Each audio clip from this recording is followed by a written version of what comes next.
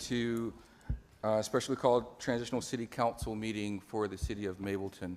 Thank you all for taking time out of your evening to be here with us, and for those of you that are online. I'd just like to open with making a notable announcement that we obviously don't have two members of our council here with us today. We will talk about that in just a second, but they do wish they could be here and do have comments from both of them.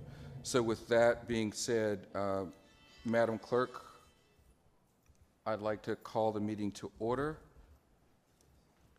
at 6:43. Can you please proceed to the roll call? Yes. Mayor Michael Owens. Present. Councilmember Ron Davis, District 1. Present. Councilmember Dami Oladapo, District 2. Present. Councilmember Keisha Jeffcoat, District 3. Not present, but accounted for. Okay. And Councilmember Patricia Out, District 4. Present. Councilmember TJ Ferguson, District 5. Not present, but accounted for. And Councilmember Deborah Herndon, District 6. Present. Okay. Thank you. You have a quorum, though. Thank you, Madam Clerk. Let's move to our invocation. Could we have Dr. Boyd please come front to the invocation?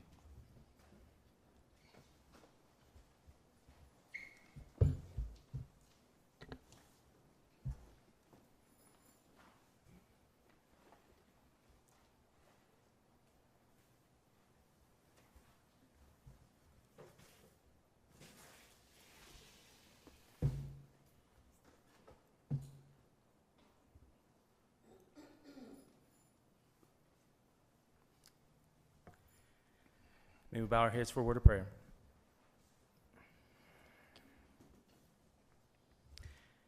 We're grateful for this day that we've never seen before, a day we shall never see again. We're grateful for the work that this great council has been called to, and we're grateful for this great community. We pray that everything that is shared today will be impactful, such that it makes a difference in people's lives. We know that the work of service is one that requires commitment and sacrifice, and so we pray for every sacrifice that is made, that it be rewarded with favor, with blessing, with opportunity, with open doors, and with peace. In this season, we also pray for the peace of Jerusalem, for peace in the Middle East, and in all places where unrest is alive. We ask your grace upon us in this great world. In Jesus' name, amen. Amen. May we please stand for the Pledge of Allegiance.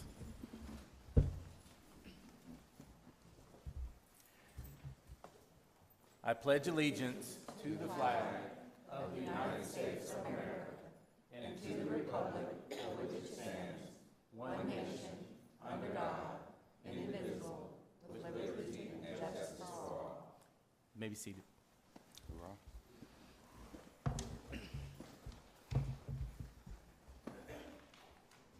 I will move to item 5. Madam Clerk, I do believe that the agenda has been circulated to the council members. If you could, do you have any comment about the agenda? I have not had any suggestions, so we'll need a motion to approve it. Thank you. Do we have a motion to approve the agenda as written? I'll make a motion to approve the agenda. I second. I second. Who made the motion? I heard 3 ladies. Okay. With the motion on the table, I'd like to call a vote. All those in favor of approving the agenda say aye. Aye. All opposed say nay. No opposition, the ayes have it. The agenda has been approved. Thank you, council members. That moves us to item number 6, with the consent agenda. Madam Clerk, if you wouldn't mind, walk us through that. Yes, this is the August 30th minutes and also the September 14, 15, and 16 minutes. I had a few minor changes. They have been corrected, and I have not received anything since. I believe we can approve unless somebody else has another comment. Anyone have any comments about the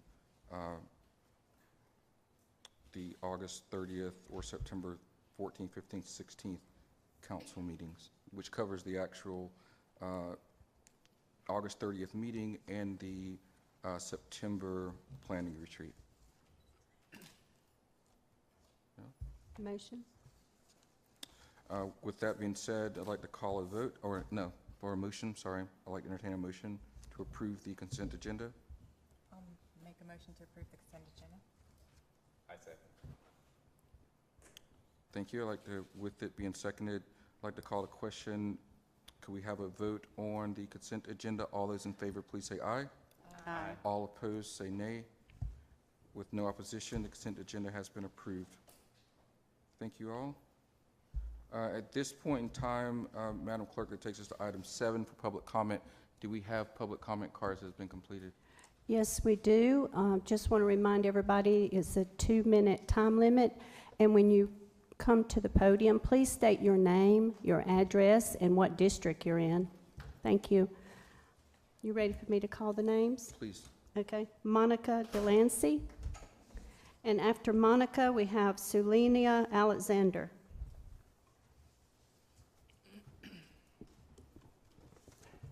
Good afternoon, Monica Delancey, District 2.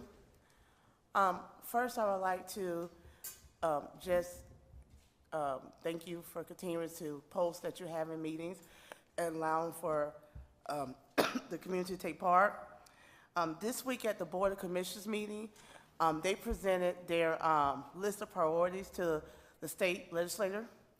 And one of their topics they want to have prioritized is not for personal items to be removed from homes where they're facing eviction.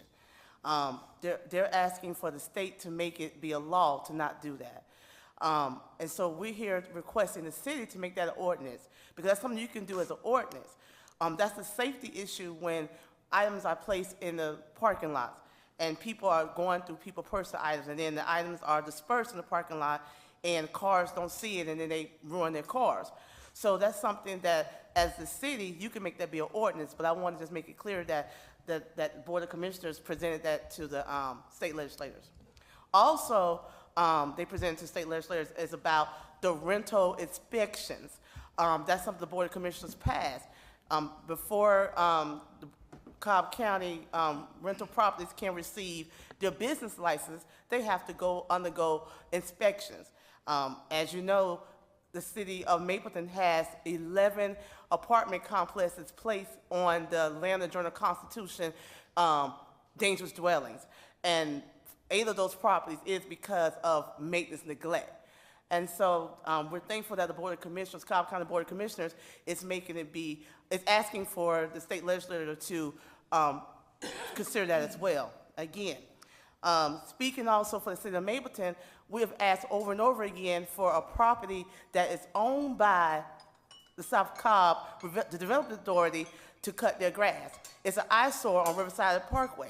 As people going up and down the street, all you see is overgrown grass, and God forbid, what else is in that grass?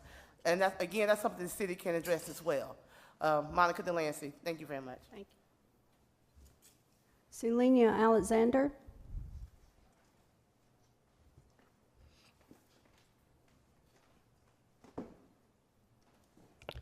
Hi. State your name and Selena. address. Selena Alexander. I'm a guest of Monica Delancey. Just want to piggyback on what she said. Certain things needs addressing in her particular neighborhood as well as mine. I live in the city of Cobb, Marietta, and we would just like to see change and the things that she said to be presented to state legislator. So that's it. Thank you.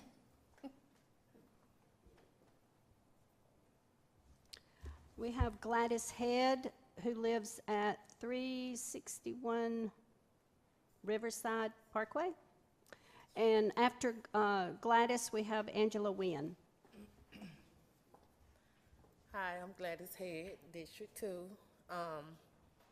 I just wanted to pretty much speak on the eviction crisis. We don't have, people are being evicted and we don't have any resources as far as getting help. Everybody has hold and a freeze on funds. They don't have any funds, but there's no hold or freeze on evictions. And like we just go down to the eviction court, to the courthouse, to like try to give people resources, but lately we don't have any resources to get them. So I'm just not understanding. It's so many people that are in this in the courtroom on Fridays, every Fridays. You got hundreds of families getting evicted, but they don't have any resources. They don't have anywhere to go to as far as getting help because there are no fundings.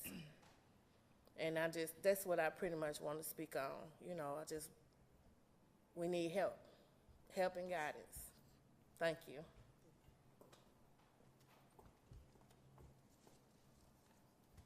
Angela Nguyen.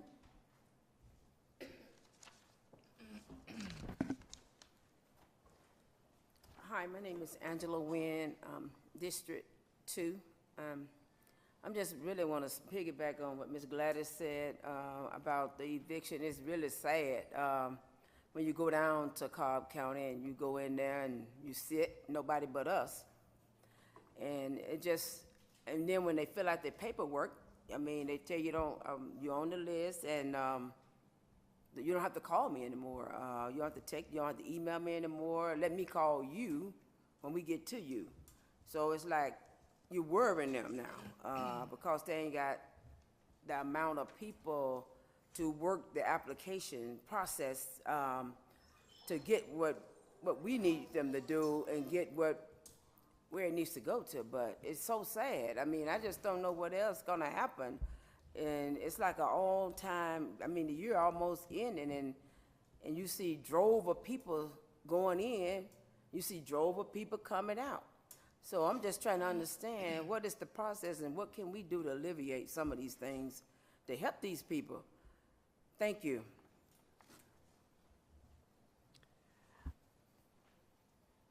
Nate, and I'm sorry, I cannot read the last name. Nate is going to speak for two people, himself and Trey Hutchins from Cobb County, and so he'll have 4 minutes time. And Nate is 1228 Heritage Lake Drive. Yes, District 5. District Nate 5. Smith. Okay. That's very easy for me to say. Again, my name is Nate Smith. I am speaking on behalf of Trey Hutchins, who is the District 3 representative for our Board of Education, and he would like for me to give the education report. On October 16, there was a ribbon cutting at the Betty Gray Middle School. The facility was refreshed and was given $10 million in improvements. We'd also like to thank Mayor Pro Tem Ferguson for his attendance at that event. Pebblebrook High School had a successful celebration this past weekend. They welcomed alumni to celebrate 60 years of excellence. On Friday, there was an alumni reception during the football game, followed by a parade, a car show, and a tailgate event, and that all happened on Saturday. Sunday service, the alumni gospel and the chamber choirs sang, as well as a memorial for all fallen Falcons. A representative of Councilwoman Jeffcoat was in attendance while she was at duty. Pebblebrook comes to the conclusion of its capital projects, totaling over $71 million. And that is the conclusion of the education report. And now, I would like to speak on behalf of the Mableton Improvement Coalition. Again, my name is Nate Smith. I live in District 5, and just wanted to make some brief comments. Mableton Improvement Coalition, or MIC, we have reviewed the City Council meeting agenda dated for today, October 26th. And among the agenda items is our proposed new city ordinances, which include regulations for business licenses, peddlers, sexually oriented businesses, mobile food vendors, short-term rentals, and others. As you are aware, MIC has extensive experience dealing with similar ordinances at the county level, and we would welcome the opportunity to comment on some of those proposed city ordinances. Accordingly, we offer the following question and comment. One, will there be provisions for how and when written comments may be submitted on the proposed ordinances before they are passed? And number two, will there be public hearings on those proposed ordinances? Again, after a quick review of the proposed ordinances in the agenda document, we did find some had pieces of missing information, and it appears that some of the language has been deleted. So again, Mick welcomes the opportunity to provide input to the development of the ordinances. Thank you very much.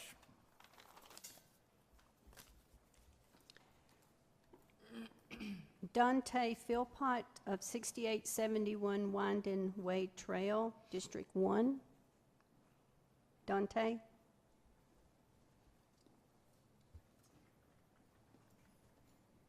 Good evening. Dante Philpott. I'm here representing Austell Community Task Force. First and foremost, thank you to the City Council. Thank you for all the hard work and dedication that you guys put in and all the staff. We thank you for doing things that the public can see, and we thank you for what you're doing behind closed doors to push and promote the city. With Austell Community Task Force, one of our committees is community development, and our focus is on zoning. And I don't know if you know this or not, but District 4, Cobb County, we are receiving a record number of zoning proposals to come into District 4. A lot of them now within the newfound city limits of Mableton. We know that zoning and community development is a little bit of a ways off, but we do want to make sure that we put ourselves out there and just ask that you continue to be partners with us, allow us to plug into you and vice versa, plug into us, so that way we can continue to, or I should say start to shape the city of Mableton to how we want it to look. Not just myself, ACT, but the community at large. We want to make sure that we are building the city of Mableton to be that, no longer that diamond in the rough, but just basically that diamond. We want to be that light on the hill. So please plug in with us. I know that some city council members have already plugged into different ways for Commissioner Sheffield's zoning meeting. So again, I know it's a ways off, but we want you to know that we are here. We are doing the work now, and we want to make sure that we plug into you guys when that time comes. Thank you. I do not have any more cards, Mayor. Thank you all who have added public comment tonight. It's always rich and good to hear back from our citizens about wants, needs, issues, ideas, and innovations. So please keep them coming. I will close out public comment by saying that you are always welcome, or we always welcome feedback. You can email us always at cityofmapleton@gmail.com at any point in time. You do not have to wait until the city council meeting to bring an issue, idea, innovation, or whatever to us as a body. So make sure that you're reaching out to us whenever you need to, but by all means, here during public comment. With that said, I'd like to move to item number 8, which is new business. Item A on that is the first read of the ordinance amending Chapter 7, which is the taxes, fees, and assessments of the City of Mableton Code of Ordinances pertaining to occupation tax. Occupation tax is obviously a key concern to the City of Mableton for several different reasons. We heard a couple of people comment about this ordinance already, as it works, number one, to shape what our city will look like. It also is going to be lay down some of those laws that will establish how businesses operate within the city. And that's something that before Mableton even became a city, I personally heard from many of you about being involved and working to change the landscape of the city. Occupational taxes and business licenses is one of the ways to do that. Going back to the Carl Vinson Institute feasibility study, it's also true that this will be one of our major sources of revenue for the city. It's been proposed that we have somewhere between 3,500 and 5,000 businesses in the city. I don't know that for a fact yet. I haven't I haven't seen each and every one of them. But this will give us the opportunity to have oversight for the business community and hopefully being able to partner with them in a better light. I do want to take a moment to recognize that this ordinance is just like all of our ordinances, goes through a 2-read process, so there will be no votes tonight on the ordinance. It is simply to have a first read, to have a look at it, to discuss it, at which point in time this ordinance will go through some changes. There's no doubt about that. But I also encourage you to take a look at the ordinances. Make sure you reach back out to me or to your council person if you have questions about it. Every single person in this room, every single person online has an opportunity to have input into these ordinances. But reach out to me, reach out to your council people, and please try to be concise with those, be direct about what they are, issues and things you'd like to see, and we will obviously take those into account. With that, Madam Attorney, would you like to move us into the discussion on this particular ordinance? Yes, Mayor, thank you. Thank you.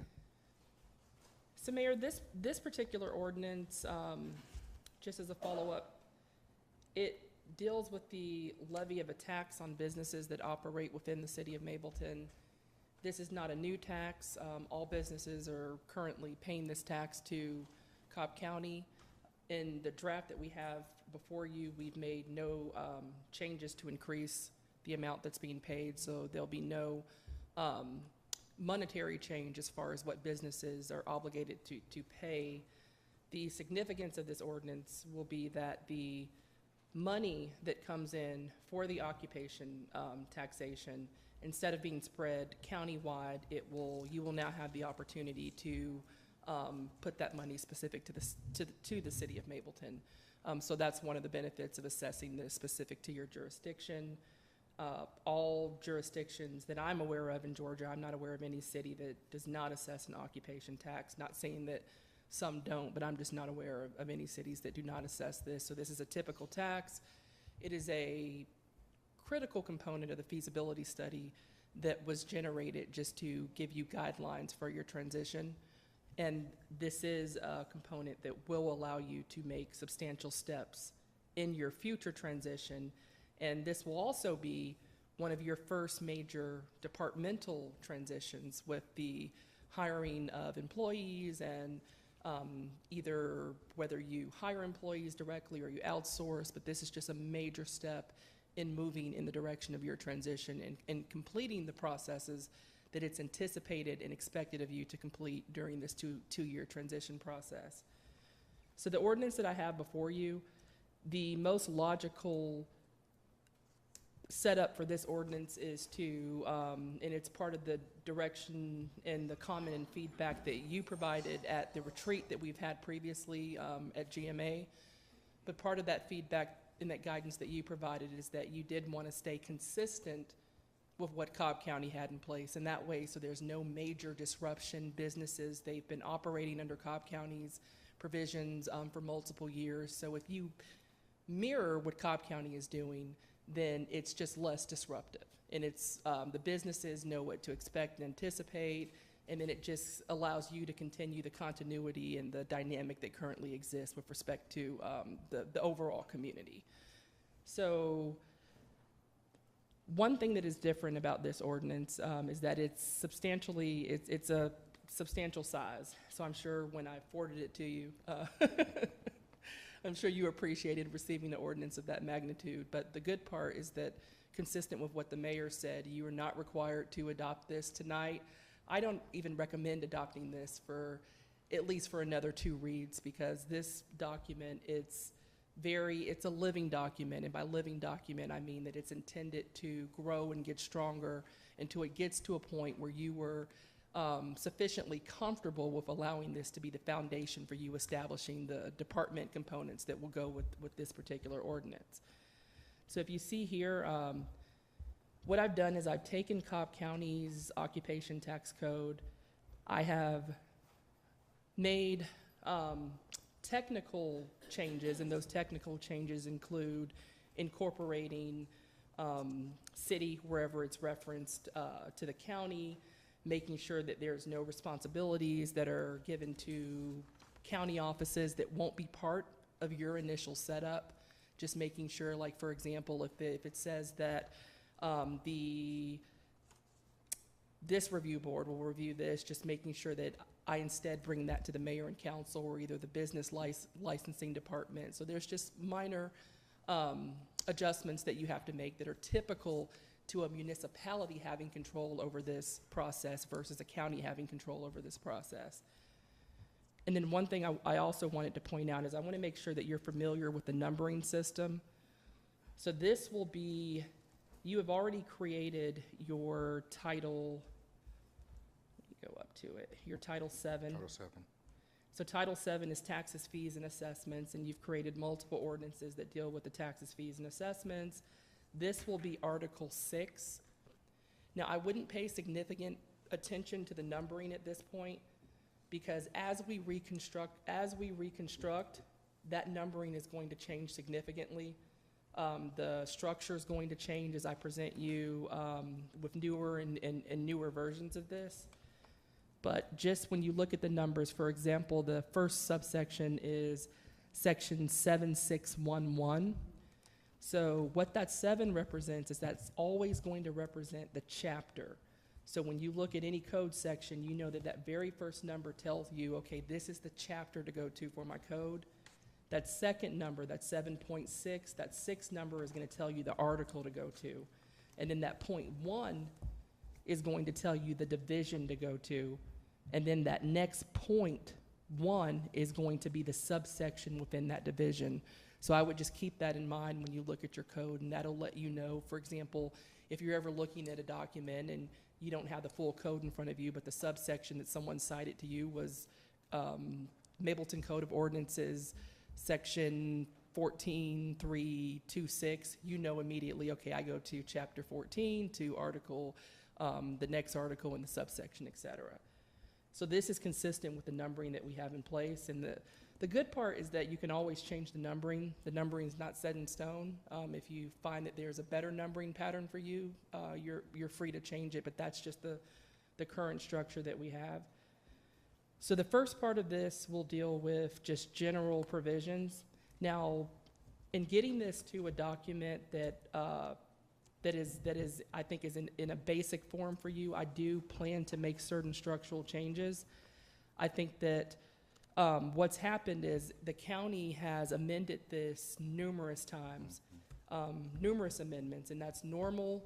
It's part of just, the earth continuing to move on and the world not ending, because there's going to be evolution, there's going to be changes, there's going to be improvements, and the document's going to get better and better. But you can see from the body of the document, you can see that evolution. If you're looking at it in that detailed of a sense, you can see the evolution that the county's done with this. I think one of the cons of that evolution is that places where it would be ideal to potentially have something, it's not necessarily in that place, but it's in a different subsection. So now I plan to consolidate and put likes with likes. So all yellows with yellow, all greens with green, all oranges with oranges, if you get what I'm saying. So I'm not going to change the substance, but it's just going to be restructuring to make it where everything, I think, flows better naturally. Like, for example, I'll give you an example. The county's code has a general section that deals with definitions, violations, use of funds. It's just general to all business license and occupation taxes. But then if you go down to another subsection, they have a section that's called business license and occupation tax, and it deals with substantially similar to what was in the section before it. So it doesn't make really a lot of logical sense to have these as two separate sections. And what I think happened is that just with that evolution of this code, they've just continued to add to it. So I do plan to reconstruct and consolidate these particular provisions, but it won't be substantive changes. Like I said, it'll just be reconstructing and putting likes with likes. But it also deals with so it deals with occupation tax just in general, but then you have special license and regulatory fees. So there are certain businesses that it adds just a few more additional components to. And those businesses include peddlers, door-to-door salespersons, mobile food vendors, amusement activities, pawn shops, pool rooms, health spas, sexually oriented businesses, precious metal dealers, special event parking, short-term rentals, flea markets, lawyers and law firms, and ticket brokers. Now, I just would like you to keep in mind that this is the occupation tax component. So it's not in the sense a substantial regulatory component in the sense that mobile food vendors, they'll still have to report to state food requirements. They'll still have to report to and be subject to county health code requirements. So you're not taking that over, and legally you wouldn't be able to take that over because the county will always have jurisdiction over you just because of their authority to regulate the food industry and to do ratings and health codes, et cetera. So this is just these businesses will apply for a license.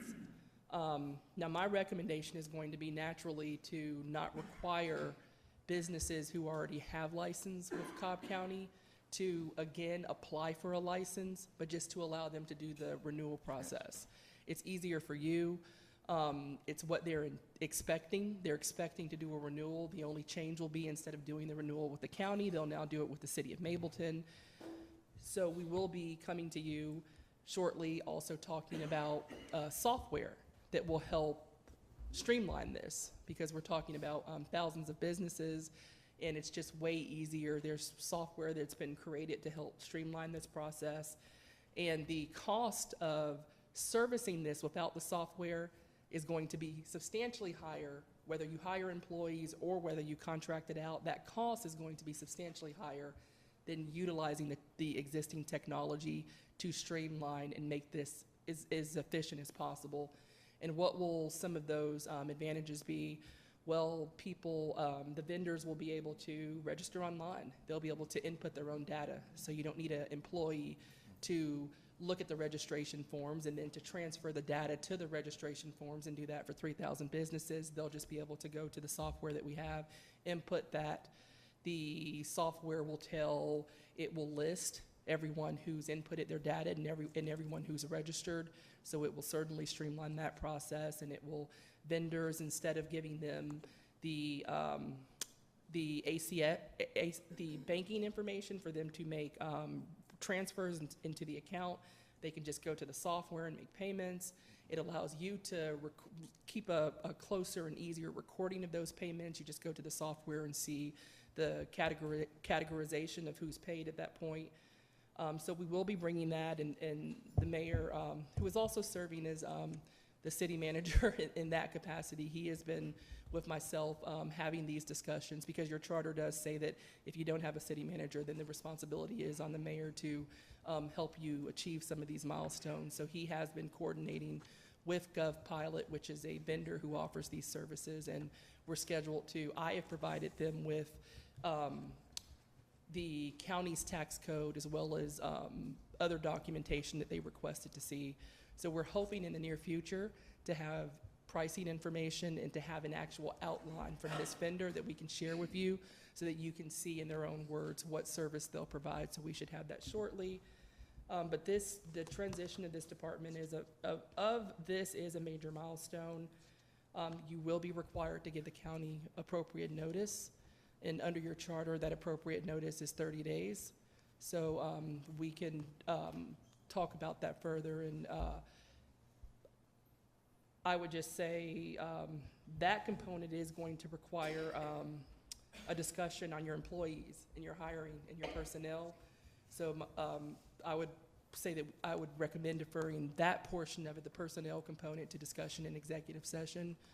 But you do have additional items that are on the agenda tonight that are in anticipation of the coming hirings and the coming transition of this critical and anticipated department. So if there are any questions, I can answer your questions. Questions, discussions, comments? I know I had a question about, there's a section in here that speaks to new businesses, and new businesses and their taxes being related to gross receipts. Well, new businesses don't have gross receipts, so that was, are to anticipate what their tax would be based on their anticipated gross receipts of the year. Is there any way that we have to have any idea what that would be, or a way to,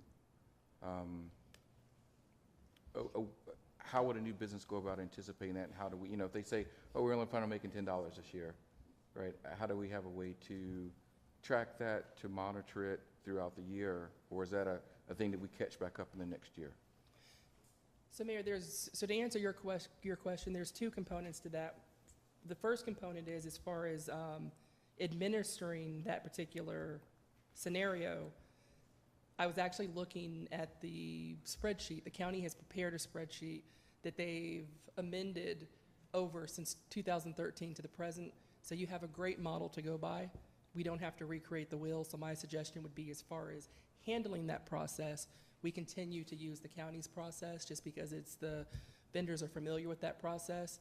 But as far as if they overestimate or underestimate, I think that was the second part of your question. So there is also a process in this code that says that they are to anticipate, and if they overestimate, then let's just say that they overestimated by, I'm going to make up a number, by $5,000. The next subsequent year, when it's time to pay their anticipated occupation tax, they are authorized to offset that by the overestimation. There will be potential situations where they underestimated, and if they underestimate it, then they'll owe money. With you taking this item over, obviously any money that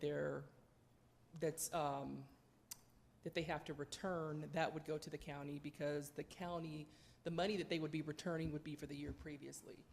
But any overestimation on the reverse side, the county would have to return to them, because the county is the one who took the collection and the money, and they're actually holding that funding. So there is a process for reimbursement, but you would just have to keep in mind that not this year, but next year, anyone who gives you money and who overpays you, there will be a mechanism for them to request to get reimbursement. And there's also mechanisms for them to provide documentation, for you to do audits, for you to investigate. So you can use diligence to make sure, especially when you get overestimations that just don't look to be credible. But there are processes in the current code in place for that. Okay. And we could track that in the software, potentially. Correct. Okay. Anybody else got any questions? I have one quick question. So you said that you're going to be kind of reworking the way the ordinance comes together, and I was curious as to how soon before we have to vote will we get an actual, copy of what you've done so that we could review. So I anticipate it will probably take a week, at least 5 business days, to make those reconfigurations. So I anticipate giving this back to you within a week, sometime next week.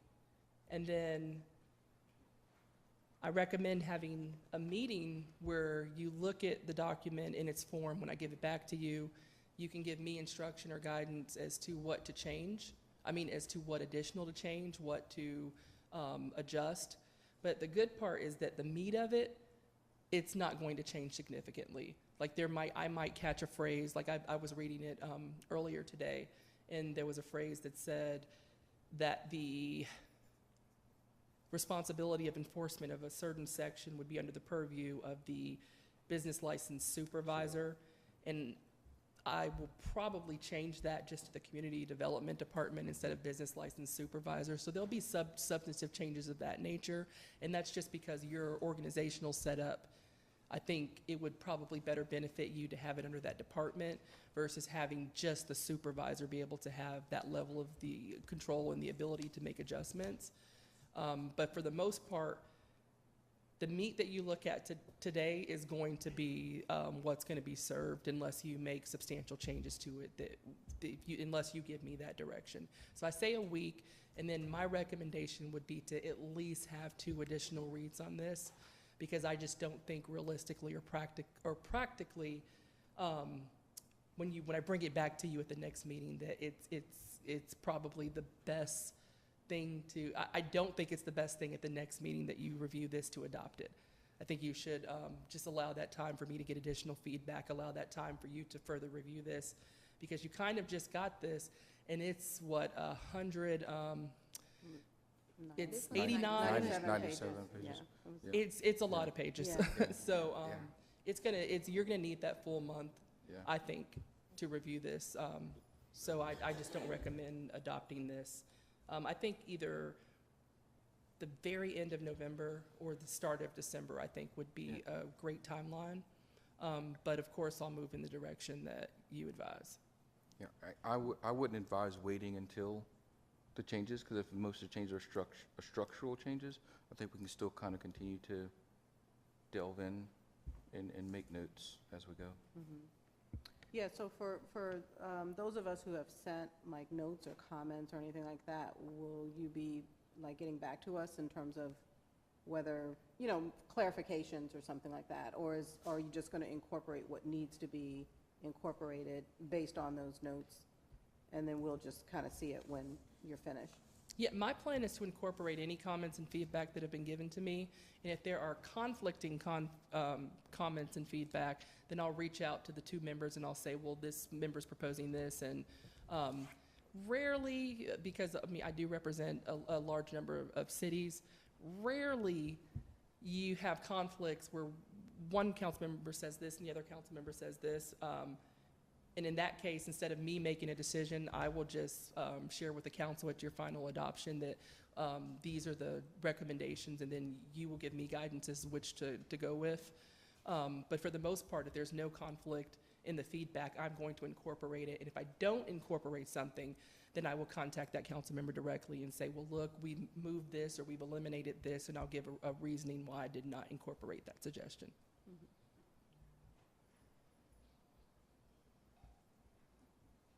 Any other discussion on this? All right, well, with that said, I think we can move on to new business item B, which is the preliminary compensation schedule.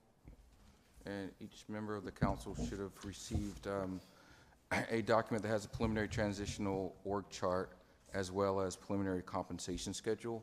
As mentioned before, as we look to move forward with growing the city and taking on services or providing services to the constituents of the city, we are going to have to continue to grow, and part of that means hiring people to be able to execute different items that's necessary. So, so what you will see here, particularly in the preliminary compensation, we've discussed this before in previous meetings about looking at either our charter, which determines what we get paid as council members, and looking at, I want to say specifically the DCA, the Department of Community Affairs, annual survey that they do, which they take the survey of salaries from all across the state and basically make apples to apples, right? Determining what either the salary number is or what the hourly rate is that roles are paid. So in a previous discussion, we talked about who would we look at as far as not necessarily modeling, but what those pay ranges were. And in this, you can see that we've selected several cities: Ackworth, Powder Springs, Smyrna, Brookhaven, as being cities that offer roles similar to what we would have within the city of Mableton, and looking at what those salaries were. And I think it was particularly when I mentioned about that we look at other cities within Mableton and see what they're paying staff, but also look to other areas across the metro, because the reality is that as we look to take on staff, we are competing for workforce, and we're competing I think I can speak for everyone here that we want to have the best talent possible supporting us and working in the city and working on behalf of the citizens. So with that said, we have produced a preliminary compensation schedule that looks at both minimum and maximum salaried and hourly ranges where necessary. And again, this is, there's no vote to be had on this, but there is this compensation schedule that we wanted to make sure that everyone starts to see, and encourage everyone to take a look at other cities and what they are paying for comparable talent, if you will, and skills to be able to move the city forward. So with that, Madam Attorney, do you have any thing to add to this measure? Yes, Mayor. So this document, I've consolidated these two items, and then if you could look at this sheet, the color sheet, instead of in your agenda, I blew it up just so it'd be easier to look at. But this is a culmination of multiple meetings of your body, as well as comments and feedback, which include direction that you've provided on, I think 8:30, and then on 9:15 and 9:16. So I will start with the top chart. This top chart is the preliminary transitional organizational chart. And when you, if and when you approve the preliminary compensation plan, this chart will be a attachment to that plan. And this chart is based on feedback that was provided by the mayor and council at your retreat and prior. But if you look at the chart, the mayor and council was at the top, and then right below that you have a line, a series of items on the next line that are your appointees, and these are your charter appointees. Your charter specifies that there are certain people that the council will appoint, and you can have additional appointees, so you're not limited to having these 4 appointees, but these are the ones that the charter says that it's something that is, you will determine who plays these positions, and that's going to be your municipal court judge, your city clerk, your city manager, and your city attorney. The row under that will be your major departments. And those major departments will be your finance department, human resource, community development, IT, and your communications and community engagement department. Now, based upon previous conversations, and I've highlighted the items that are in red are going to be your employees. But I've highlighted so your finance department, you currently have a consultant who is handling your finance obligations, and that's Frank Malazzi. Your human resource, at a minimum, based on discussions prior and direction of the council, you will at least need a director for human resources. You don't need to heavily staff that department because the city is not that large at this point, but it's your discretion how many people you put there, but based on the feedback that you've provided previously, we have a director, which you can either bring in-house or you can outsource. And then we have a community development department, which is going to be the first department, the first major department that you transition. And then that community development department will consist of a director, a building inspector. Now, the building inspector you can contract or you can do in-house, but the director, I think it's going to be very prudent that your community development director be full-time, and you're going to need a business license specialist. That's going to be a critical component of your first leg of your transition, particularly with the occupation tax ordinance, as well as the need of a code enforcement officer. And then the next will be your information technology department, where you'll need a systems admin, as well as a director of that department. And then your communications and community engagement, where you'll need a director. So that's basically your departments. So the next sheet below this, if you recall, we previously went over schedules, and those schedules were the salary surveys that the Department of Community Affairs provides to everyone. You can just go on the website and look at those salary schedules. But I did at a previous meeting provide you with certain salary schedules, particularly cities that were in the local area, which is going to be your Cobb cities, Ackworth, Smyrna, Powder Springs, Marietta, Kennesaw, and we narrowed those, and then we also added Brookhaven. We added Brookhaven and Peachtree City Corners. Peachtree City Corners, I'll say, like when you were playing Monopoly and you're on Peachtree Park Place, that was basically what their salaries were. So I did not include any of Peachtree Corners, but if you'll see, if you look at this chart, I narrowed it down.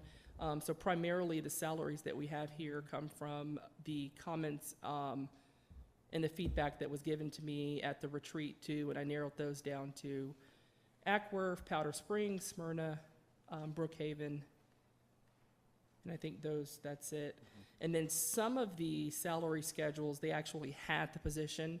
Some of them, they didn't have your actual position just because the nomenclature was different.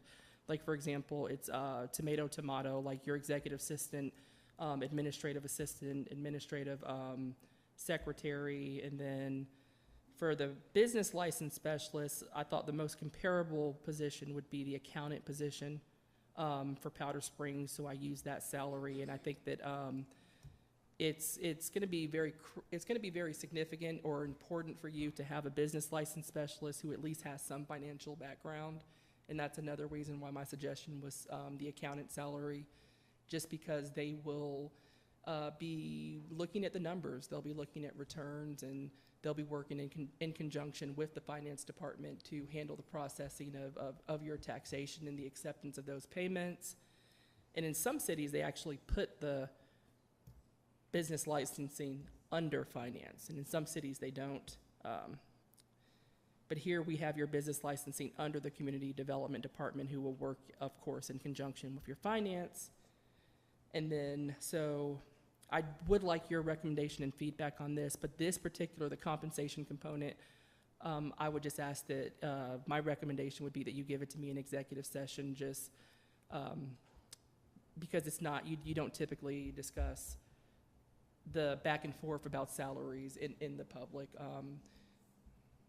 So that will be one of the requests of mine, to just get confirmation from you that just your feedback on these numbers. And after that, I will present you with an amended schedule if there's any changes, and then hopefully in the near future, you will be at a position where you're comfortable to be able to adopt not only the preliminary organizational chart, but the salary structures, and then either the mayor or the city manager will make your initial hires within the confines of the amounts that you've directed through this salary schedule. And then you've spent the last several months being able to collect the revenue to be able to do that, and you have successfully collected that revenue. And I hope that you're not mad, but I always remind people that you couldn't purchase toilet tissue your first meeting. So I hope that doesn't offend any of you, but going from not being able to purchase toilet tissue to where you are now, I think is just an incredible accomplishment and feat, to where you can actually, you have the budget and the money, and you have everything set up to actually transition these departments and make these hires, and just, increase employment locally. So I think that's a great thing. And if you have any questions, I can answer your questions on this. Questions? Any questions? Nope. No questions, Madam Attorney. Thank you for that. I do appreciate that update. So with that, that takes us to item 9, which is discussion, which takes us to the transitional spending plan. What we're going to do here tonight, there's quite a bit that goes into this this plan that we're working on. What we're going to do tonight is we'll start off with what's one of the most important things that we've heard thus far, which is how much money has we brought in as a city, which the attorney was just kind of speaking to. How much money have we brought in as a city, and what have we actually spent thus far? Actual hard dollars that we spent, as well as deferred costs that we have that we've incurred thus far. So that is going to be the goal for this evening, is to do a year-to-date for what we have spent as well as what we've brought in, again, including deferred spending. Our timeline around this, what we're going to do, again, to make sure that we have full feedback from the community, that we have the transparency and feedback we need, is that we're going to take a little bit of time with this. We're going to make sure that tonight you know what we've spent and what we've brought in. We're going to come back in a couple of weeks and have a full public hearing on what the spending plan will be, which will take us from November or December 1st through June 30th. And then we'll take a couple of more weeks after that public hearing to gather more feedback. And then either, the preliminary date right now is either November 16th or November 30th. We will meet back again to have a final review and put the spending plan up for a vote.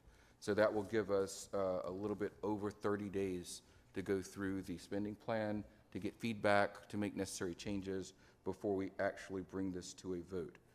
So I want to make sure everyone was clear about that. Again, we're going into our, not even our 5th month of operation. Most cities will take 6 months to do budget planning. And that's hopefully where we will get to. So this spending plan will take us, again, through June 30th. What will happen is in January, the beginning of January, we will start that 6-month budget cycle so that on June 30th, we will look at a fiscal year of July 1st to take us through the whole next year on a standard schedule. Right now, as you all know, we just became a city on June 1st. So, again, to ensure that we're being transparent, and as well as like the clerk said, the attorney said, give you an idea of actually the funds that we've raised, where they've came from, as well as what we've actually spent. We want to begin this spending plan with that component. So with that said, our interim finance consultant, Frank, can you come forth and give us an update, a year-to-date update on, from a revenue and expense side as it relates to the city?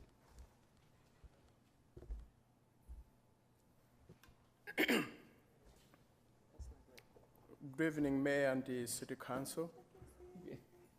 As you have said that this is the spending plan, we are to show how much money we have received and how much money we have spent.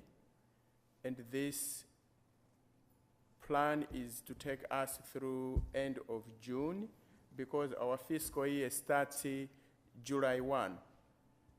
We wouldn't have started July 1, the past July 1, because the structures of the city were still being put in place, so we couldn't do that.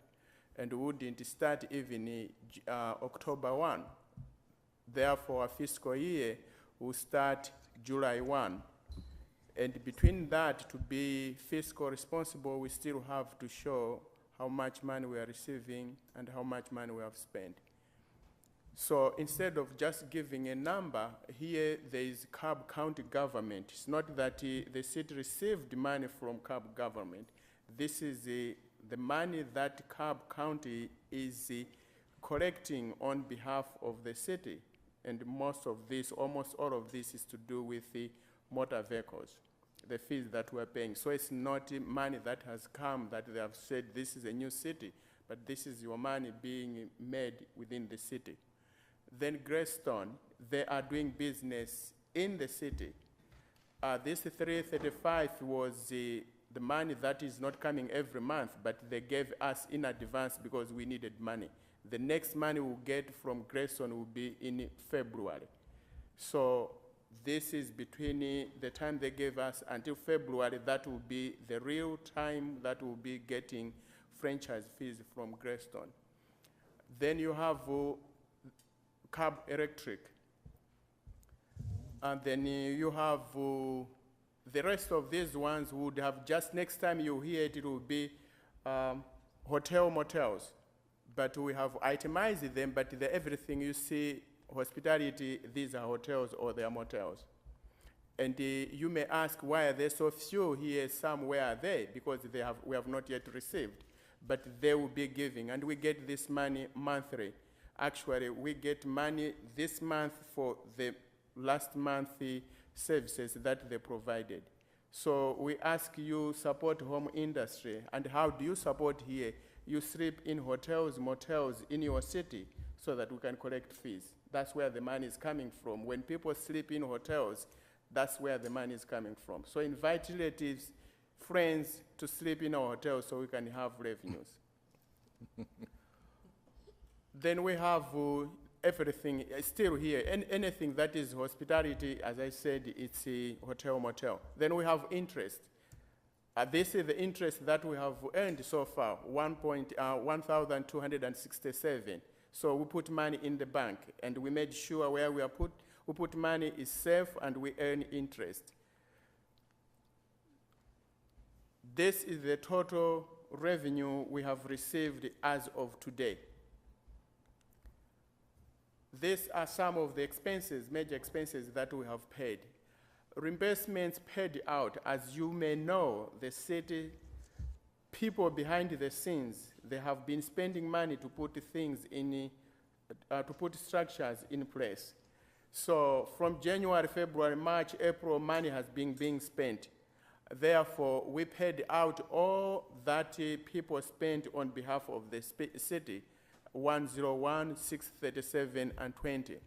Then we have payroll that we have to provide the payroll company, that's 7,391. Then we get bank fees. They have to charge us. They give us interest, but for us to have services, to transfer money in and out, they have to charge us fees. So that's the fees we have paid so far. Then we have checks. We buy checks for us to pay out expenses. Of course, we'll be utilizing much online, but still we have to have checks. We bought checks for 214. Then expenses paid out is 101,759 out of this 1.4 million. Then from there, we have, this is the total of revenues, 1.4, then the total expenditure paid out, 109,751. Then revenue over expenses, 1.3. Thereafter, we have deferred expenses. Expenses we have incurred, but they have not yet been paid. We had 3 meetings or 3 meetings, of course, orientation, then retreat with GMA. They know that we have money, we will have money, we will pay. So we owe them, they have allowed, we have not paid, but we have incurred that obligation with the GMA. Then we have interdev, computing devices. For us to operate, we need cell phones, we need computers, and that's what we have for, we have not yet paid, that's 16. Then we have Google Space, 1,620.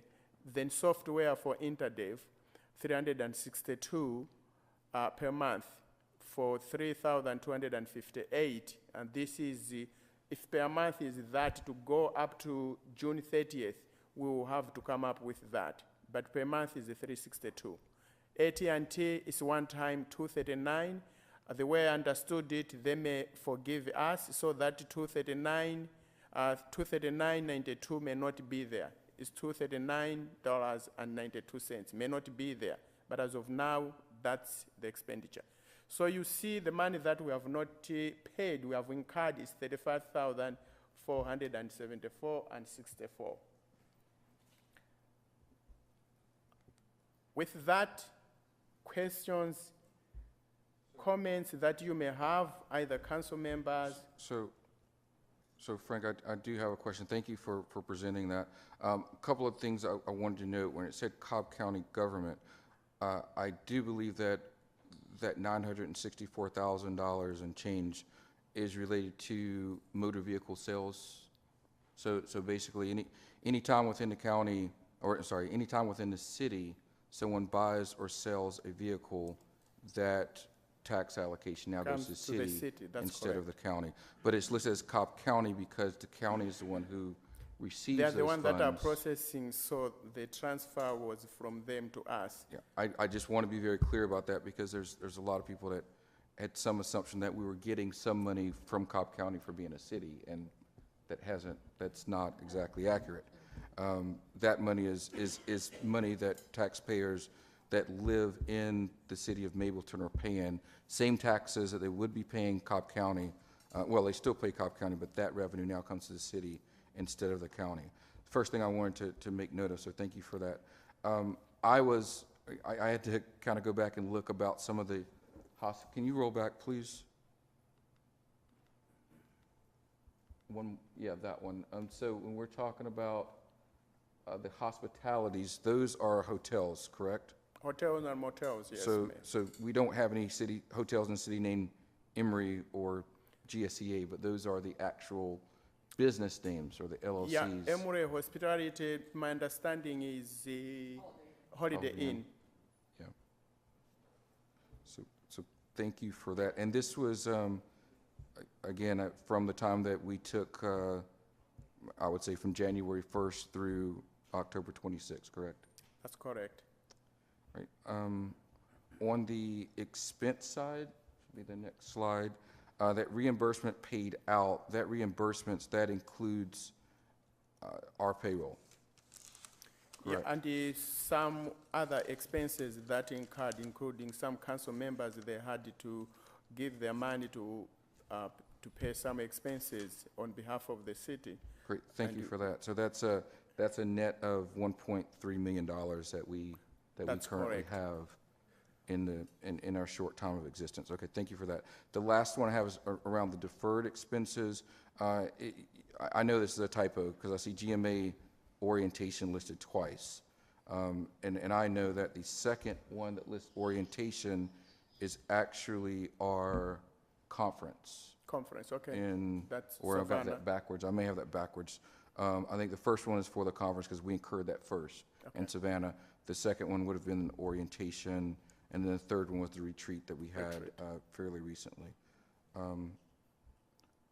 Okay, and I think just one other note, that InterDev software, it's not actually, well, the InterDev software is part of our cybersecurity suite to keep our devices safe, as well as the Adobe Acrobat Pro, exactly. And yeah, when you mentioned about AT&T, so the AT&T agreement that we have includes a $2,400 credit. I know it isn't shown here. I think that's what you meant when you said that it would come back off. Because as we incur those costs, I think the $2,400 credit will come in the third or fourth billing cycle. So we won't see it now, but we will see that roll off. Okay. That's all the questions and notes I had. Anyone else?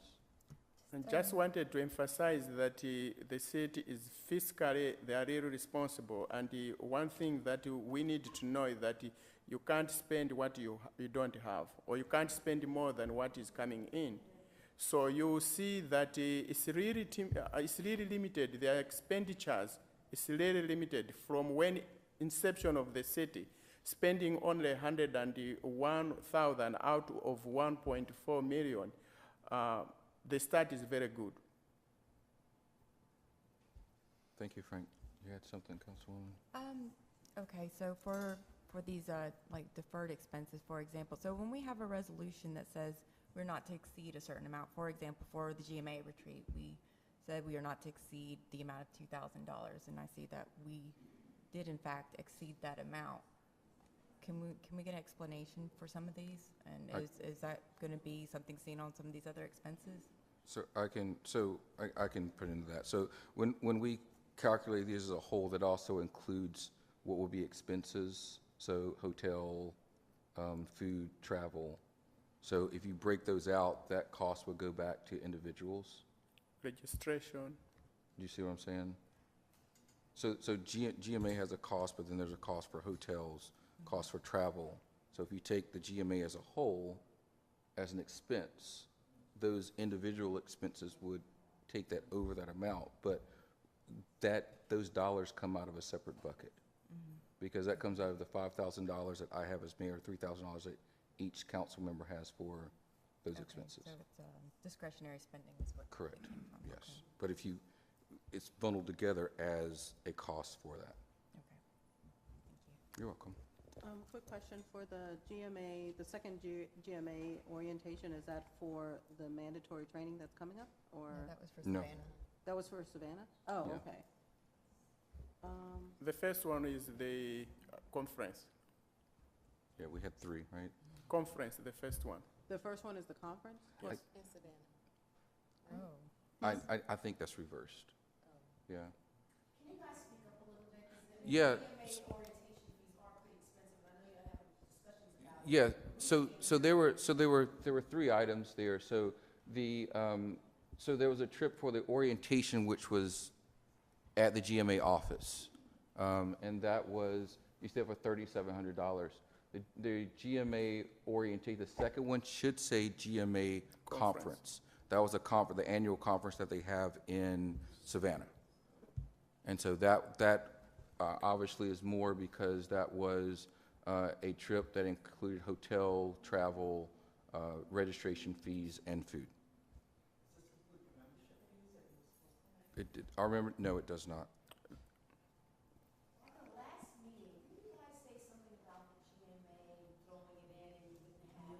The- And I will say that the GMA has not charged us for the annual registration fee. GMA as an organization charges cities based on their size for being members of GMA. And that is not reflected in here anywhere because they have not charged us for that. They did waive that fee completely. All right, so then all those other fees is just being in attendance in your building, that's how those fees add up there? That is correct. We, We are members. We are absolutely members. We're recognized as official members during the conference as the, I don't know, 527th city in the state, I think. So we are full members with GMA with rights to serve on their boards and councils. We regularly get emails and messages from them.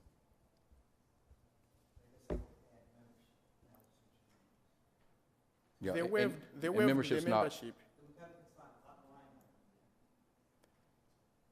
We could have included membership and just zeroed it out. Yeah, and would netted have it back. included the zero out because they waived it. GMA waived the membership, but it's fully registered as a member. But in the future, you will be adding the orientation according to dates as well as to membership, so you will have an actual line of expenses that will state all this. Because the reason we're having all these questions is this is such a generality, and it can be open to all sorts of comments. Point taken. Duly noted. Councilwoman Oladapo, you have? Yeah, I just needed a bit of clarification on the revenue slide. I see only, well, 3 hospitalities here. The miscellaneous hospitality, is that the rest of the hotels in the city of Mableton? That's just the business. Well, so I have not memorized because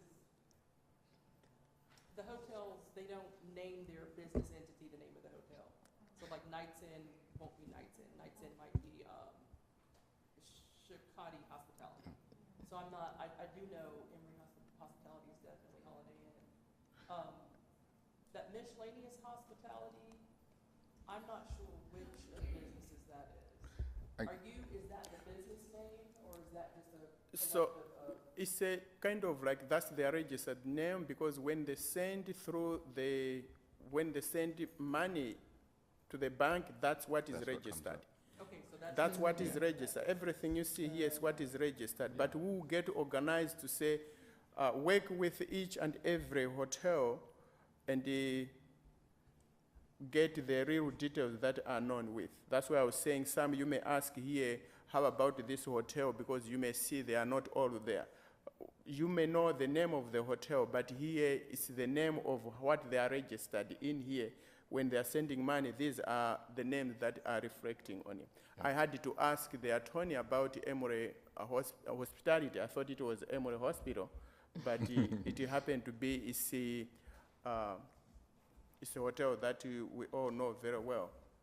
I think it's also important to note here that we have, our goal, I think, was to have 10 different utilities for the franchise fees, and you'll note here only 2.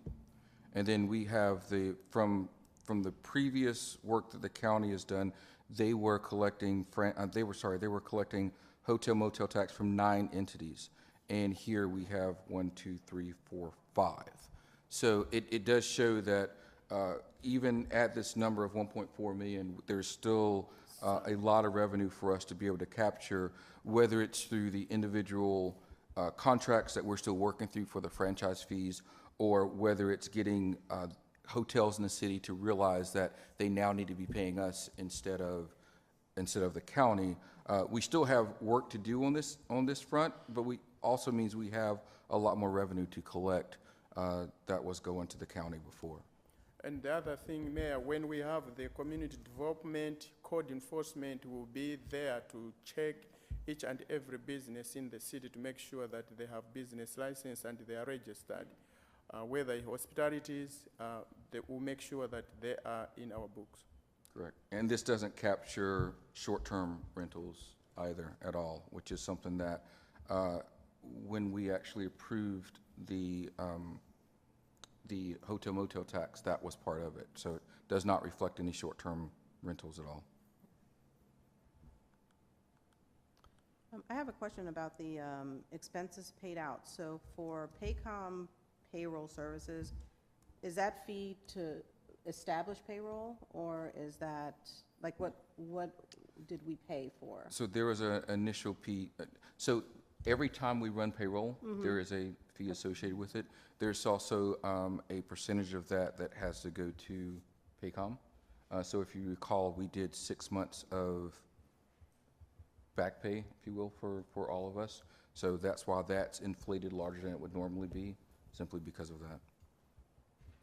So you have payroll, some you do in-house, or you contract outside. If you contract outside, that means it's either 100% contracted outside, or you do inside using timesheets, then you send, they'll process. That's the fee for them to process. They'll be filing us the 941, 1099, they'll be doing all those services until you have staff in-house to do that task. Yeah, this was actually a huge cost savings for us. Because if you look at half a year and you figure that was $7,000, between the Madam Clerk and myself working on to get the payroll system stood up and then to get the system online and to get all of us in there, that's $7,000. You multiply that with 2 with $14,000 versus having a payroll administrator, where it would be much, much higher than that. So it's, it's not a small amount, but compared to hiring a payroll administrator, even on a part-time basis, we're still saving a substantial amount of money by using Paycom payroll services versus having to hire someone. That's one other question. Have all your salaries been fully established and disclosed, or is that confidential, or how does that work? It absolutely is not confidential. Every one of our salaries is of a public nature, and it was actually established by the state of Georgia. So as mayor, I make $30,000 a year. Each council member makes $20,000 a year. It's represented in here as part of the reimbursement payout of the $101,637.20. That was payment to, in basically a lump sum since time we took office until last week, 2 weeks ago. And I mentioned before, like, we have diligently worked throughout this year without receiving pay. So that's why that comes in as one lump, because we actually had to have the payroll system stood up and able to process before we actually got paid.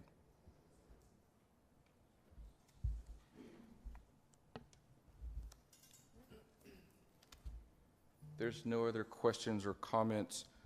We will go ahead and close this section out. As said before, I want to make note that this is the first section, if you will, of the spending plan.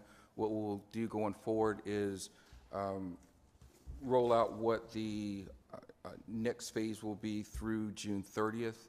We will be following up with a public hearing about that, and look forward to hopefully being able to adopt something by the end of November, pretty much around the same time frame we talked about the ordinance for our business license and occupational tax. So with that said, thank you for the discussion around that. It was definitely helpful. At this point in time, I'd like to move us on to item 10, which is the city attorney comments. So, Madam Attorney. Move to item 11, which is the city clerk comments. Madam Clerk. We will move on to item 12, which is city council comments. Councilman Davis, you have any comments for us? Yes, good evening, everyone. I just want to say that in listening to everything tonight, I want to say first how proud I am to serve with this group of people. As you heard the mayor say, we worked diligently for about 6 months with no pay. I don't think you can find too many people that are willing to do that. And it takes dedication to do that. We still have a long way to go. We're making progress. I'm more than hopeful. I'm actually feeling really positive now about the progress we have made and that we will make. I welcome you to email me at any time, and those in my district that have any questions. I'm an open door type guy, but believe me, I have lived in this area for just about 30 years. So people come to me and say, oh, you're a politician. No, I'm not a politician. I'm a resident that serves on city council. I've seen a lot of growth here.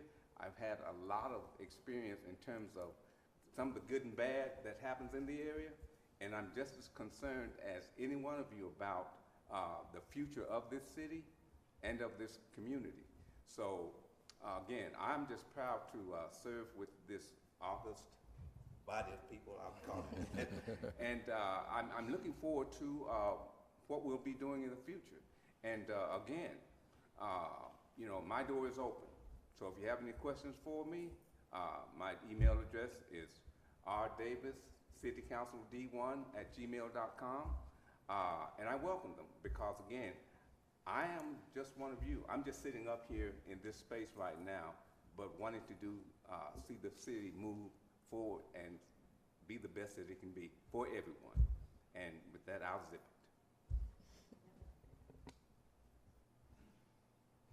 it. Councilwoman Odapo. Thank you, Mayor, and thank you, Councilman Davis, for that wonderful comments. I totally +1 everything you said. But I just wanted to say a few words since I was not at the last meeting.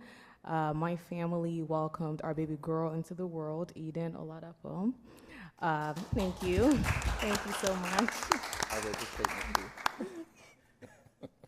On the 14th of August, and we've all just been soaking up all the newborn love and joy and snuggles and everything. But I do want to thank this incredible community for all of your support, your well wishes, your understanding during this special moment for my family. And I also want to thank this amazing city council and mayor just for being great and very supportive and very accommodating. It means so much to me. It's just so heartwarming, and I just cannot express how wonderful it made me feel. A fun fact for everybody: did you know the mayor and the city council member threw me a surprise baby shower? What? I have never had any surprise party thrown on my behalf. Like, I almost went into shock. But I really appreciate all of you all. Thank you so much. And also the city attorney and the city clerk were also there and just made that day wonderful for me. Thank you. I appreciate that. All right, I'm not going to take any more of your time, but I'll round up with a terrible dad joke that my husband once told me. He said that being a parent of a newborn is like being the mayor of a tiny, adorable city where the mayor never gets any sleep. So I knew y'all would resonate. But regardless of how many sleep we may or may not be getting, I am so excited to be back. Continue serving the people of District 2 and the city of Mableton as a whole. I'm excited about the progress that we're making and just overall excited to be back. Thank you all so much. Thank you. Councilwoman, I don't have any comments, thank you. Councilwoman Herndon? Mine is really quick. I'm happy to see all of you here, and especially happy to see some of my District 6 constituents. Thank you for coming, and we really thrive off of your participation, so thank you for being here tonight. Thank you for that. And before I give my comments, I do have a couple of comments from our council members who are not here. First, Councilwoman Jeffcoat, who simply says she's watching right now, she's paying attention to what's going on, she's doing some diligent work, but she wanted to let you guys know that she's here, at least in spirit and via technology. As it would, of course, Councilwoman Ferguson had a little bit more to say, and so I will actually read his, and he says, greetings, City of Mableton from South Africa. I am sorry that I'm not there with you tonight, but I'm grateful to be celebrating my 20th year anniversary with my wife and daughter exploring all the awesomeness of South Africa. The trip has made me long to get back to work even more for our city, and I plan to be back soon, supercharged and ready to work. In closing, let me say that there is no right answer when dealing with emotional and long-standing issues. My choice and our choice as a people need to always be to choose love. My prayers are with all affected by the tragedies around the world, whether they be natural or man-made. As Nelson Mandela once said, the world is truly round and seems to start and end with those we love. And a lot of other stuff, but I'm not going to read it. So. No, he closed out there. So I thank both of them for staying plugged in and engaged while they can't physically be here. The same way Councilmember Dalpo, the time that she was out, was consistently engaged and involved in everything that we were doing, while at the same time handling a newborn and doing what she needed to do at home. For my comments, I just want to take the time to give you a few updates about what's been going on, some of the things you don't see publicly, what's happening. First, I do want to take a moment and address some comments, emails, and things that have consistently come up as it relates to the discussion about evictions. And I'll more so, I want to speak to the fact of the city, in conjunction with many other nonprofits as well as the court's office, hosted a legal pop-up this past Saturday, which was very well attended. Also, State Representative Cummings held a meeting this past week with members who have been in our community that's been talking about evictions and whatnot, and as well, Councilman Oladapo attended that meeting specifically as well. So we are listening as to what's going on, but we're also bound by a city as to what we can do. I think most of you know and understand that evictions are well outside the realm of what myself as mayor or any of our bodies of council can take on, and that's something specifically as it relates to the court system. So I was happy that we had that legal pop-up. I was happy to support that as a city, and quite frankly, it's something that I hope to see more, not just an annual event, something to see much more often. As it relates to education, it was brought up. Betty Gray Middle School, I'm very proud of that school and see that there and the financial commitment that's been made. My children actually are going to Betty Gray Middle School now, and I've toured it, and I'm happy to see and excited to see the professors and the scholars. That's what they call them there at that school. All the teachers are called professors. All the students are called scholars. And that means a lot, just starting with that mindset of how successful and the respect that the professors demand and that the students are willing to give. So I hope them, as well as all of our schools in our city, to thrive, continue to get better, because I think we understand that our city is only going to be as strong as our schools are. So we have to be integral partners with them. As it relates to some of the progress, the website, what we've done with that is we've actually built a website in-house, again, in efforts to save money, as well as knowing that at some point in time in the future, we will have a more robust site. But we do have a website that we've created. It will be launched in the next couple of weeks. We're still doing some functional and security testing with that. We have made progress on the computers, and as well as we saw the Google Suite there, which we have deployed. Again, we're working on getting that set up, ensuring that all the configuration and parameters are correct with that. Quite frankly, that's something that I'm taking care of in the wee hours of the morning to, again, ensure that that is set up and correct. AT&T has been working with us to get our cell phones set up. We have got those provisioned. Unfortunately, that there's still a little bit more provisioning that needs to be done, particularly for our iPhone users. There's another level of security that have to be put in place for those. Yes, us that are using Androids, we don't have that because security is built in, but that's another discussion.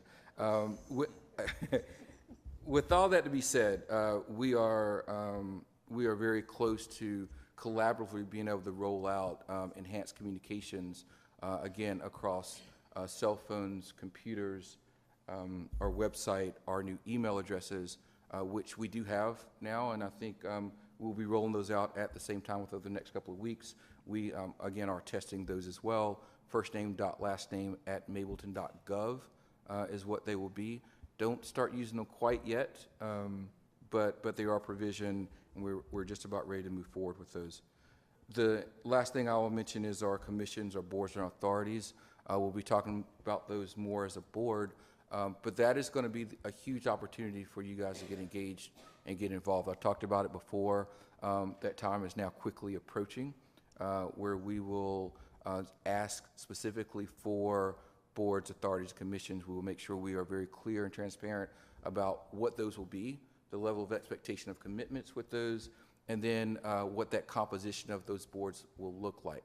So all of you that are here that want to take a more active part in the city, I encourage you to stay tuned with what we're doing around those cabs, again, commissions, authorities, and boards, because that will be your greatest opportunity to get involved and actually serve as part of the city and the efforts that we're taking on. So I think that's all the updates that I have specifically.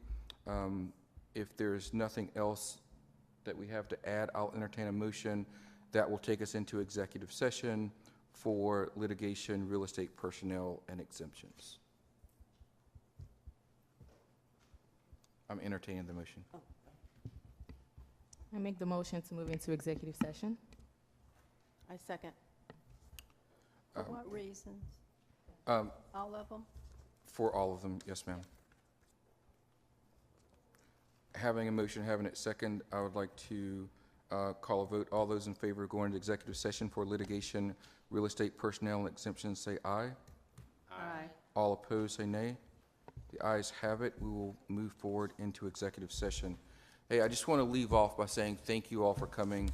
For those that will not stay till we get out of executive session, I hope what you've seen today is reflective of the work that we've put in thus far and the foresight that we have to move us forward. I hope that the spending year to date has given you confidence in us as a council and to be good stewards of the funds that we are receiving and being cognizant of the monies that we are spending as it goes out. We are very, as you see, as you heard our financial consultant say, we are very healthy when it comes to the finances of the city. We have not incurred any debt, obviously, that we don't have the capability to pay off. We are completely in the black. We expect to remain that way for the foreseeable future. And again, I hope that's left you with a bit of credibility, or left us with more credibility, but left you with more comfort about how we are being stewards and moving the city forward. So with that said, council, we will move into executive session. Thank you all.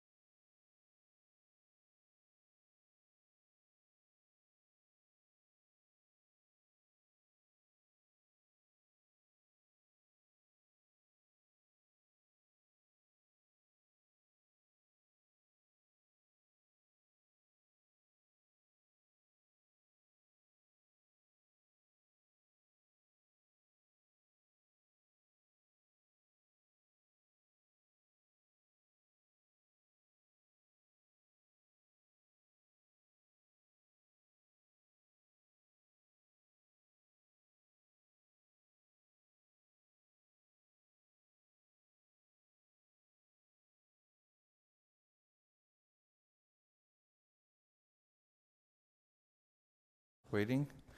We'd like to go ahead and close out executive session, so at this point in time, I will entertain a motion to close executive session. I'll make a motion to close executive session. Second the motion. All in favor of closing executive session, say aye. Aye. All opposed, say nay. With no opposition, the ayes have it. We've now closed executive session.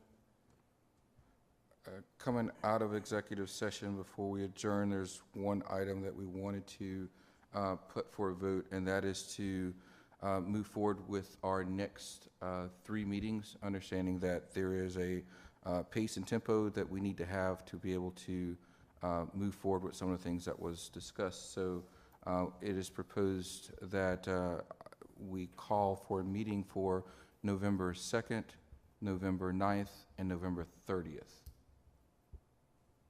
Does that concur with what you have, Madam Clerk? Yes. Thank you. With that being said, I would like to entertain a motion that we go ahead and approve the call for 4 meetings for those 3 dates. Again, November 2nd, November 9th, and November 30th. I make a motion to approve the dates for the next meetings to be November 2nd, the 9th, and the 30th. I second. With a motion and a second, I'd like to move forward to a vote. All in favor for the dates for the next 3 meetings, please say aye. Aye. Aye. All opposed, say nay. With no opposition, the ayes have it. With that, we will move forward to publish the next 3 dates that we'll have throughout the course of November. And with that being said, I'll entertain a motion to adjourn. I'll make the motion to adjourn. Thank you. Thank you. With that, I'd like to call a vote. All those in favor of adjourning, please say aye. Aye. All opposed, say nay. With no oppositions, meeting is adjourned. Thank you all.